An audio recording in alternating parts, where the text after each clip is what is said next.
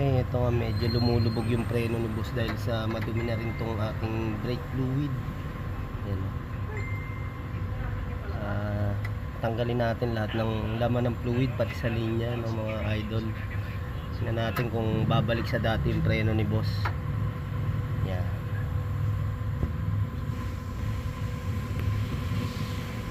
Okay nga mga paps, tinanggal nga natin yung pinaka-master. Yan, dininisin natin, oh. Dumi. Kulay ano na, kalawang, no? Sa Toyota Avanza. Boss, ano? Yan. 2017 model, 50k mileage pa lang, medyo lumubog na yung preno, no? Tsaka madumi na tong brake fluid. Maganda pala to, papalit ka, no? 40. Oh, ayan, no? Talagang puro kalawang na, no? Hindi talaga kailangan talaga ng palit. O kaya kahit yung repair kit lang, repair kit kung meron, no? Meron ba? Oo. Okay mga paps, ito replacement, nagpalit na nga si boss, oh. Kasi ito hindi na talaga pwede, sobrang kalawang na ng laman.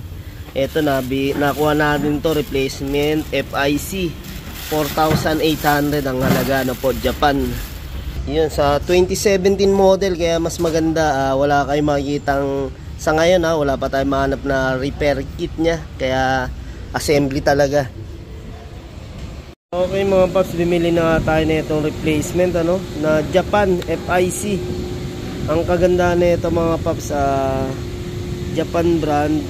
Okay, nasa 4,800 din ang halaga.